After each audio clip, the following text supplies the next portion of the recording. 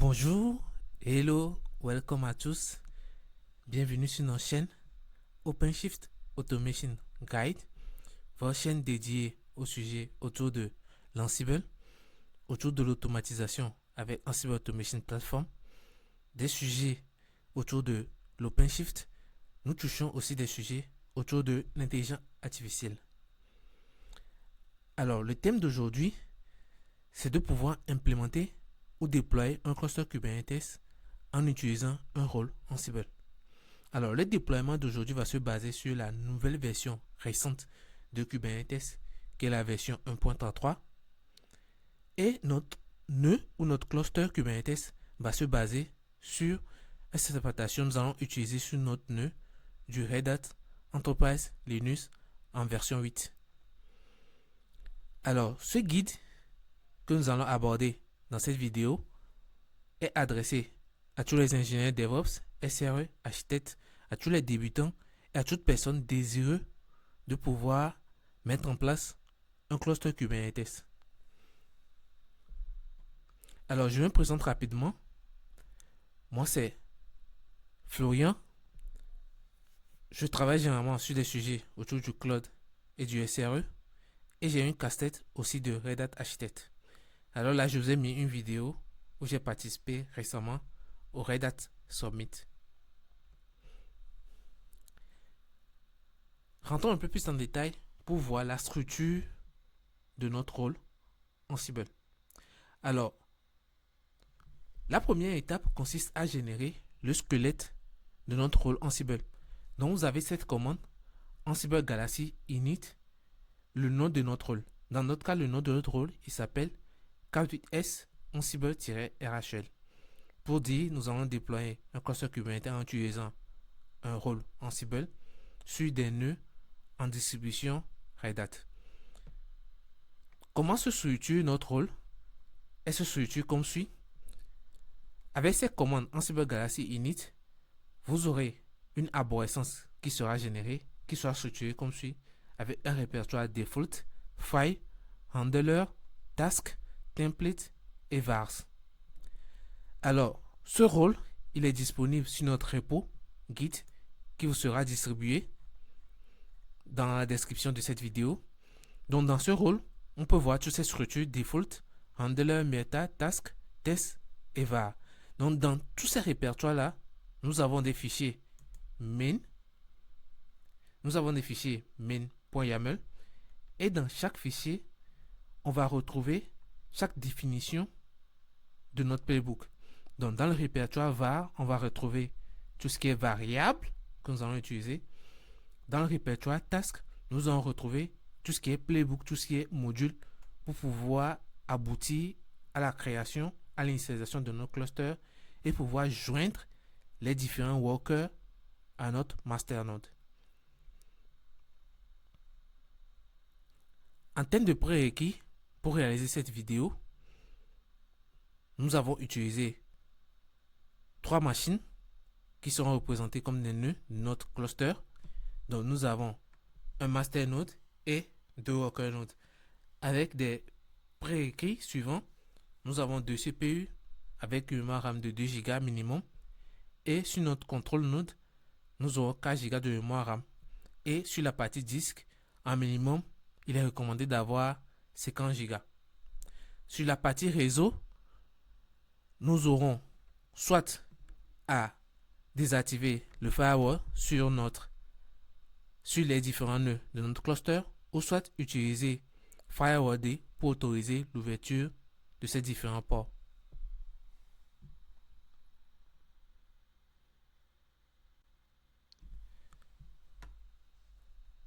Alors, passons à la suite du diapositive. Alors, quels sont les features de la nouvelle version de Kubernetes avec la version 1.33? Alors, cette version introduit des améliorations majeures.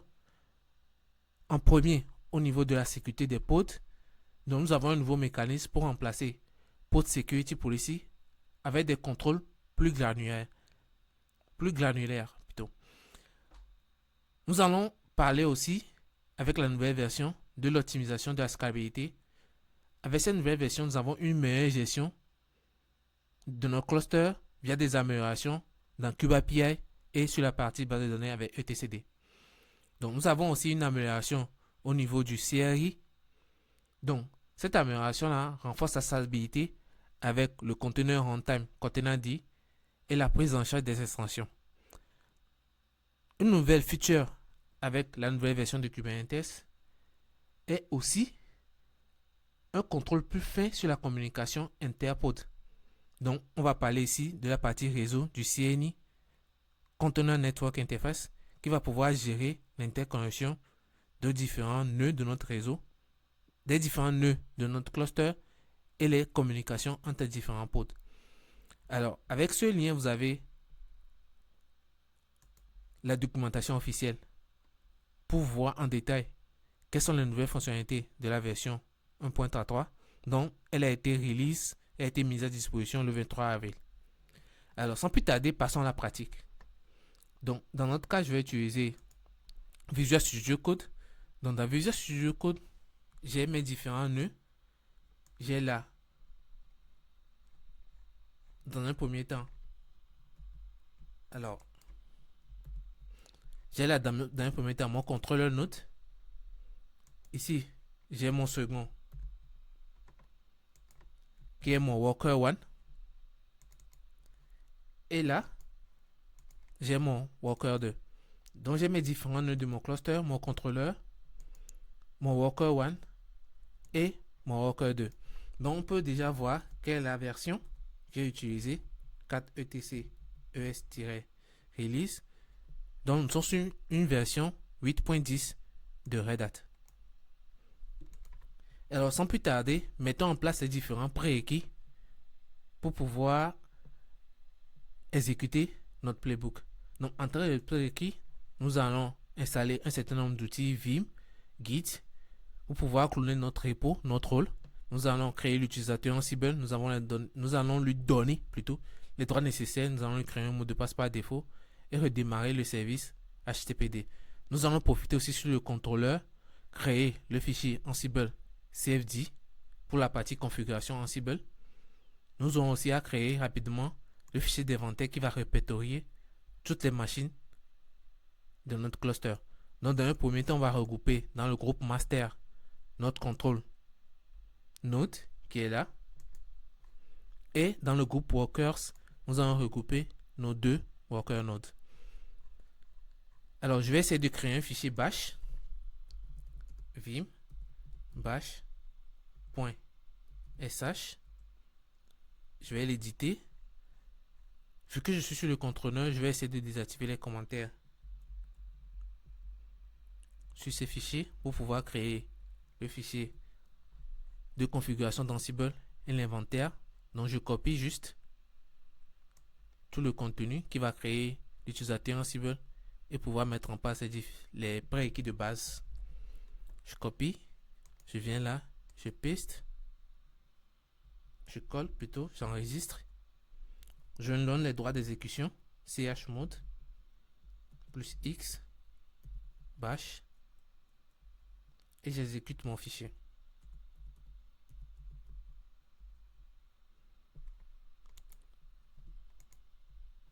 Non, de la même manière, je vais faire les mêmes actions sur mes deux worker nodes, mais sur cette partie, j'aurai plus besoin du fichier de conf d'Ansible et de la liste des inventaires. Donc, je copie juste à partir de là.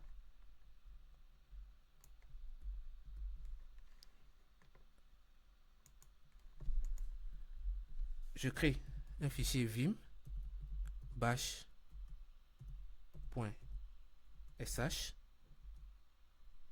Je passe en mode édition. Je colle mon contenu. J'enregistre. Je donne les droits nécessaires. chmod plus x, les droits d'exécution sur mon fichier. Et je pourrai exécuter mon fichier. Même chose sur mon worker 2. Je crée mon fichier pour installer tout ce qui est prérequis. Je colle mon contenu. J'enregistre. Je donne les droits d'exécution. et je pourrais exécuter mon fichier. Je retourne sur mon contrôleur, il a installé tous les prérequis, créer l'utilisateur Ansible, définir les mots de passe et faire les actions nécessaires en prérequis pour pouvoir utiliser le client Ansible pour pouvoir exécuter mon rôle. Alors là, je me connecte avec l'utilisateur Ansible. Super, il s'est bien connecté. Je vérifie s'il a bien créé mon fichier de config et mon inventaire. Super, il a bien créé. Il a bien créé les deux fichiers. Jusque il les a donné les droits route. Alors, j'avais déjà mis la commande là. Je pense qu'il n'a pas fait. Il suffit juste que je reprenne la ligne. Je fais un sudo.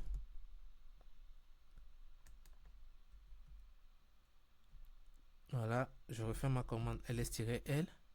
Voilà, j'ai les bons droits, utilisateur Ansible. Je reviens là. Je vérifie si j'ai bien mon utilisateur Ansible qui est créé sur mon worker. Je fais un ls-l. Voilà, super. Donc, je viens là. Donc, je commande déjà pas tester avec la commande Ansible ping. Je vais tester sur mes workers. Ansible workers-m ping. Alors, j'arrive pas encore à joindre mes nœuds. Pourquoi? Parce que j'ai pas encore créé les clés pour pouvoir atteindre mes différents nœuds. Donc, je pourrais créer la clé. Donc, on peut voir, je copie la commande ssh-t, une clé de type RSA. Donc, sur mon contrôleur, on peut déjà voir que là, j'ai un dossier SSH qui ne contient, qui par défaut, SSH, qui ne contient pas de clé. Donc, nous allons essayer de générer notre clé privée, notre clé publique. Donc, je génère mes différentes clés. Voilà, super. Donc là, je pourrais copier avec la commande SSH copy id-i ma clé publique. Je copie là vers mes différents workers et master.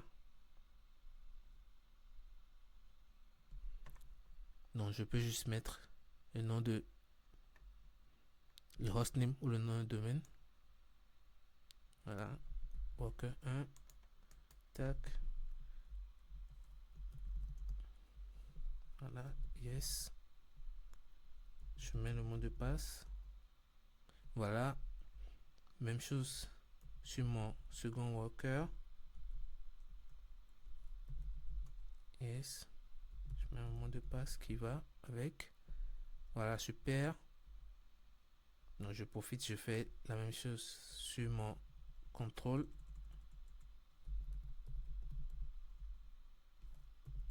Yes. Je mets un mot de passe. Voilà, super. Donc je rappelle juste ma commande Ansible. Worker-mping pour pinguer mes workers. Voilà, super. Donc j'arrive bien à joindre mon worker. Donc je valide aussi sur mon master node.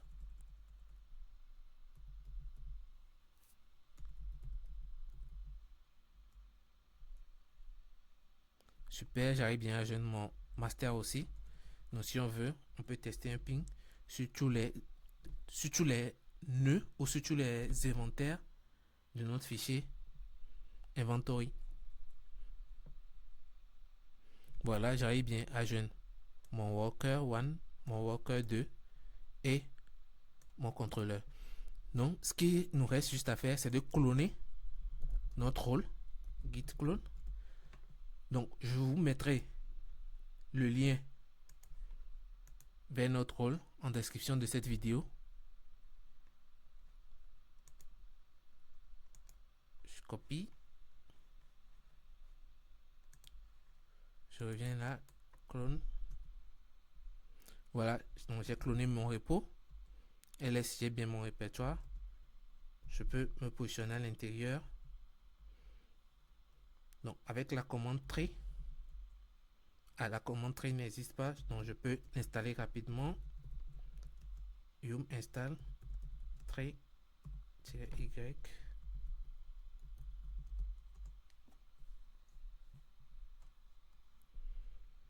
La commande tree nous permet de voir l'arborescence d'un répertoire.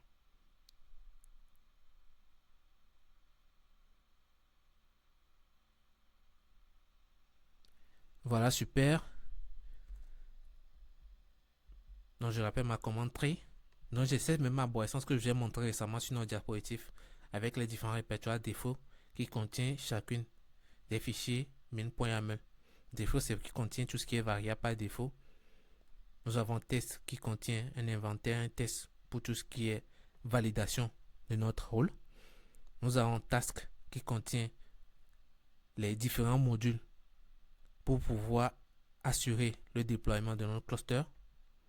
Nous avons un répertoire vars qui contient tout ce qui est variable que nous allons utiliser. Et nous avons le main principal de notre rôle qui va faire appel à notre fichier Kubernetes cluster. Alors, on peut regarder ensemble le fichier main.yaml. Donc, le fichier main.yaml va exécuter notre rôle cluster appelé cluster Kubernetes sur tous les hosts. Donc, quand je mets là tous les hosts, c'est-à-dire mon contrôleur, mon worker 1 et mon worker 2. Donc, dans mon playbook, dans mon fichier task main.yaml, on peut voir que j'ai défini pas mal de conditions pour spécifier chaque action sera exécutée soit sur le groupe master ou certaines actions seront exécutées uniquement sur le groupe worker.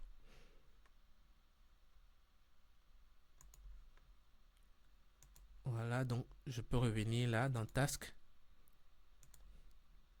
Donc on peut voir là que j'ai des actions spécifiques. Là, on peut voir que j'ai des actions spécifiques pour l'initialisation de notre cluster uniquement sur les instances qui font partie du groupe master. Et j'ai des actions spécifiques avec la condition when sur des instances qui font partie uniquement du groupe worker. Donc ça peut tarder. Utilisons la commande Ansible Playbook pour exécuter notre rôle qui va essayer de créer, installer dans un premier temps tout ce qui est prérequis à notre cluster, initialiser notre cluster Kubernetes et joindre les worker nodes à notre cluster Kubernetes. Alors, avec la commande Ansible Playbook main plutôt, je vais y arriver. Voilà, il me dit ne trouve pas de host. Pourquoi? Parce que on peut voir que dans ce répertoire, j'ai pas les inventaires, il trouve pas les inventaires ainsi que le fichier de config ansible.cfg. Donc pour faire simple, je vais essayer juste de les déplacer à l'intérieur. C'est pas la bonne méthode, mais on va faire simple. Je déplace les deux fichiers de conf et d'inventaire dans ce répertoire. Et là, je pourrais rappeler ma commande Ansible Playbook pour exécuter mon playbook. Tac, c'est parti. Voilà, dans le premier temps, il va vérifier si ma machine il est bien enregistré avec mon compte développeur de Red Hat. Il va essayer d'activer les deux repos importants qui est BaseOS et puis Stream.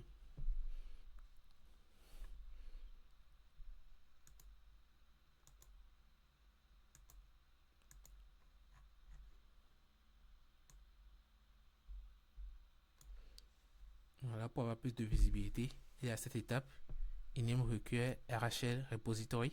Donc, il était en train d'activer mes deux repos,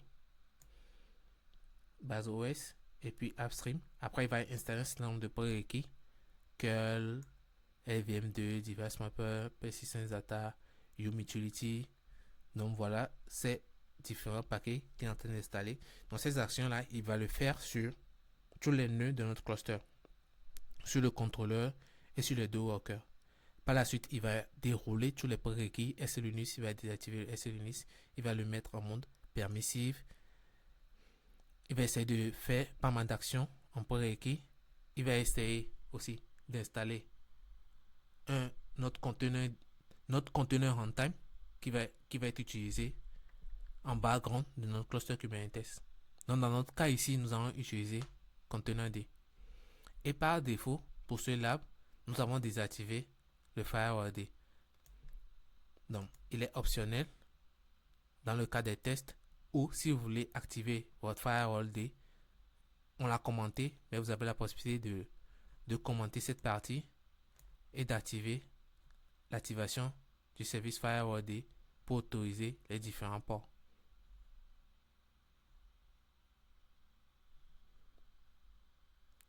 Non, on va le laisser tranquillement installer les prérequis.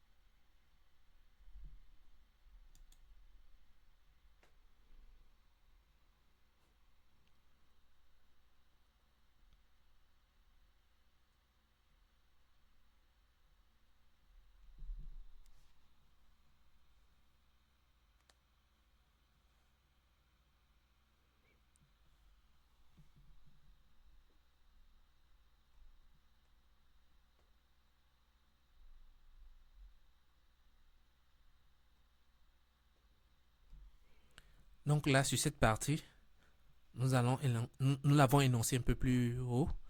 Donc, il va installer Containerd.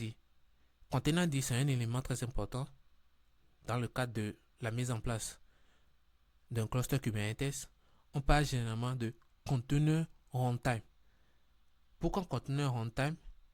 Parce que c'est un composant essentiel qui va se charger de lancer, exécuter, arrêter et superviser nos différents conteneurs. Voilà un peu son rôle. Petit historique, depuis la version Kubernetes 1.24, le support direct de Docker comme runtime a été supprimé et on part désormais sur Containerd comme conteneur runtime pour les nouvelles versions de Kubernetes. Donc, une particularité de Containerd, c'est qu'il est léger, il est natif performant et directement utilisé. Donc, il offre aussi un démarrage plus rapide des pods, moins de dépendance, une meilleure intégration avec les conteneurs runtime interface de Kubernetes et aussi il offre moins de surface d'attaque en production. Voilà un peu une brève description de c'est quoi la particularité de Containerd.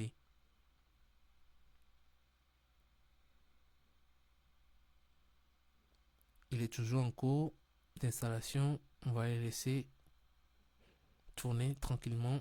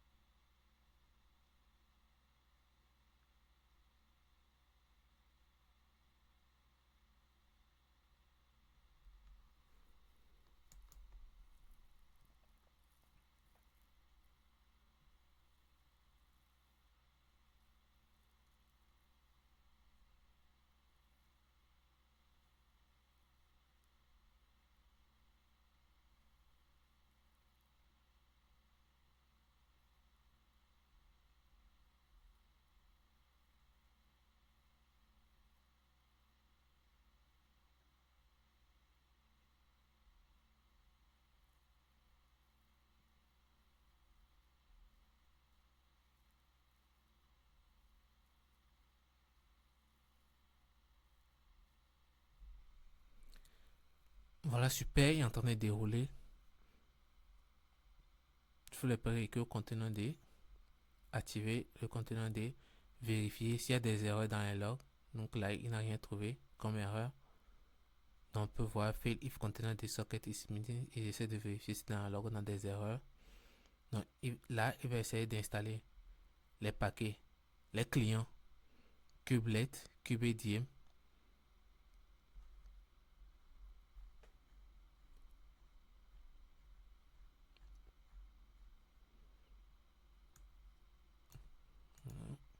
Nous allons installer KubeADM, Kubelet et kubectl.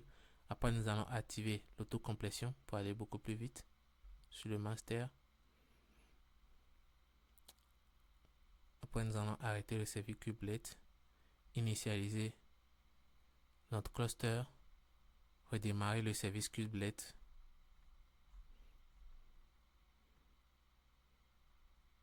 Donc là, il est en train d'installer les 3 clients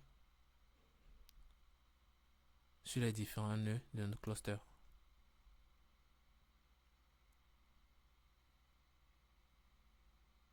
L'installation, il est en cours.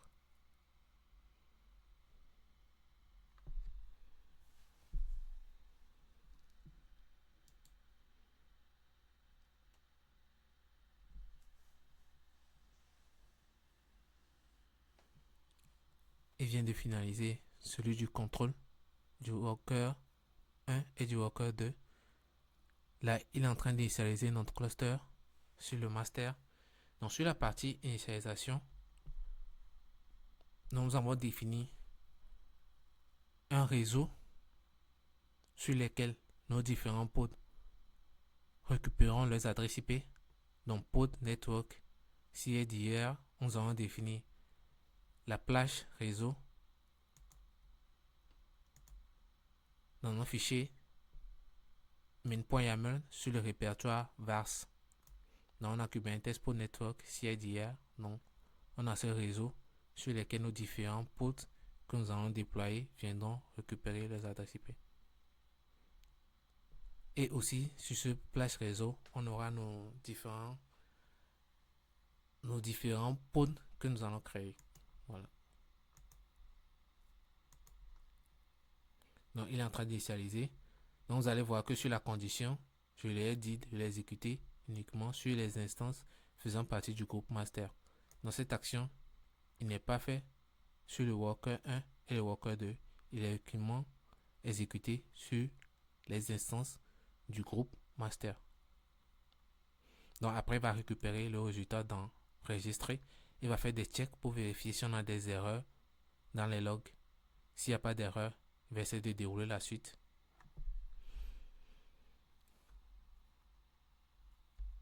Alors, le pod network CIDR, il permet de définir la plage CIDR utilisée pour les pods.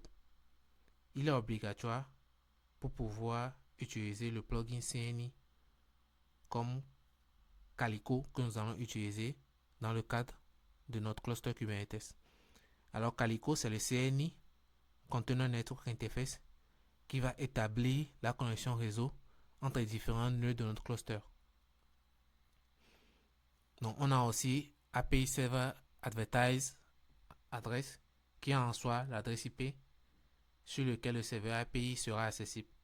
C'est souvent l'adresse IP privée du nœud.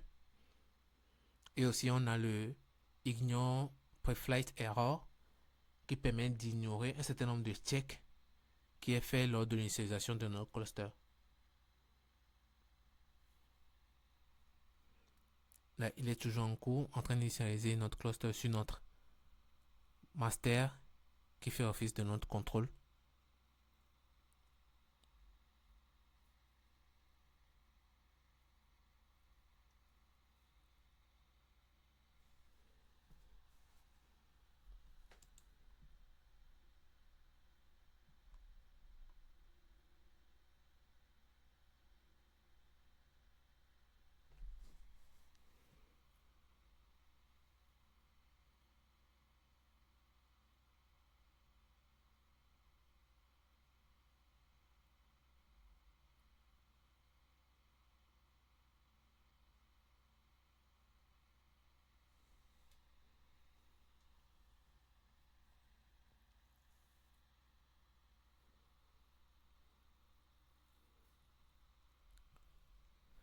Là, il est toujours en cours pour initialiser notre cluster.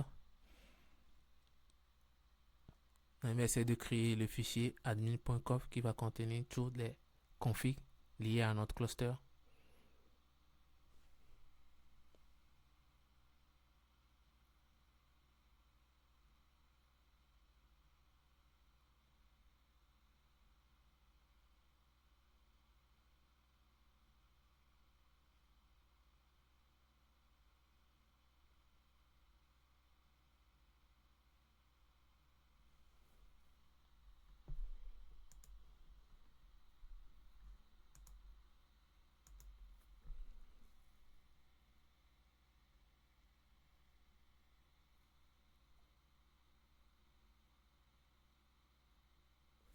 Voilà, l'initialisation de notre cluster il est fait. Il va faire des checks sur les logs. Donc, il va essayer de nous afficher un certain nombre de logs. Et après, il va essayer de joindre. Là, il est en train d'installer le CNI que nous allons utiliser dans le cadre de cette pratique qui est Calico, qui est le Container Network Interface que nous allons utiliser pour pouvoir interconnecter les différents nœuds de notre cluster. Donc là, c'est fait. Donc après, il va essayer de joindre nos workers à notre cluster. Donc là, il est en train de joindre nos workers à notre cluster. Ces actions sont faites spécifiquement sur les workers nodes. Voilà, super. Tout s'est bien déroulé. J'ai 28 mises à jour qui sont faites sur le contrôle. J'ai 23 mises à jour qui sont faites sur le worker 1. Et j'ai 23 aussi mises à jour qui sont faites sur le worker 2. Donc ça peut tarder, vérifions bien avec la commande kubectl si notre nœud il est bien créé. Donc je vais utiliser la commande kubectl get node. Voilà, super. J'ai mes différents nœuds de mon cluster contrôle worker 1, worker 2. Donc ils sont en statut not ready. Donc ça va pas tarder à passer en statut ready. Je rappelle juste la commande. En mettant un wash dessus.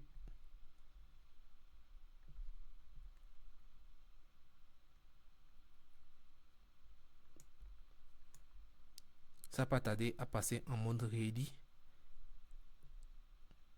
Donc ce statut là qui est en train de faire, il est en train de checker l'interconnexion entre les différents nœuds de notre cluster. Donc au travers du CNI qui est Calico. Donc on peut voir bien que nous sommes bien sur la dernière version de Kubernetes qui est la version 1.33. Donc nous pourrons profiter pleinement des nouveaux features de cette nouvelle version.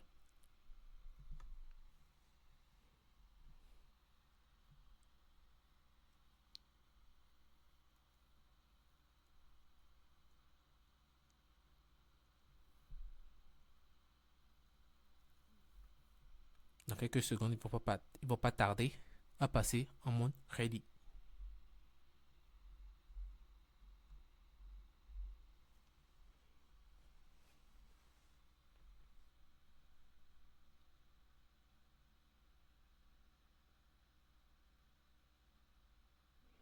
Voilà, super. J'ai mon contrôleur qui est passé en mode ready au bout de 3 minutes environ. Et mon worker 1 et worker 2, ils vont pas tarder aussi à passer en mode ready.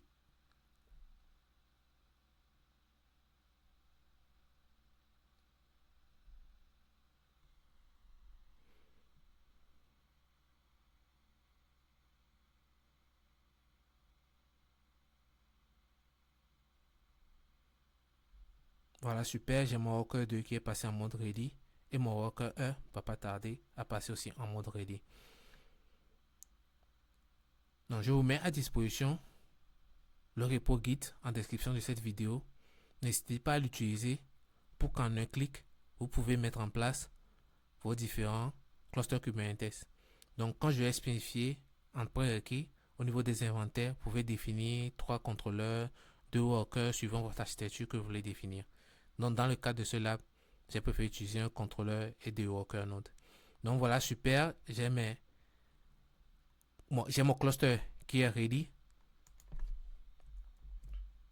Donc, je pourrais refaire ma commande kubectl get node.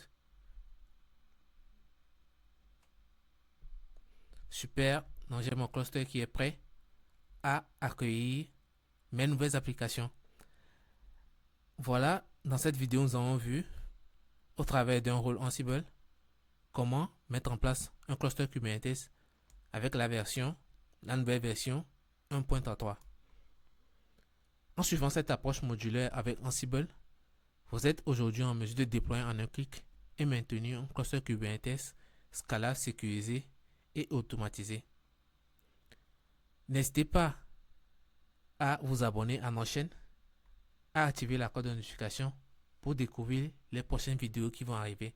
Dans les prochaines vidéos qui vont arriver, nous allons commencer par créer notre première application, nos premières applications sur notre cluster. Et dans les vidéos qui vont arriver, nous allons mettre en place le principe DevOps en utilisant Argo CD, en mettant en place des solutions de monitoring sur notre cluster. Restez connectés. À la prochaine vidéo. Allez, merci à tous.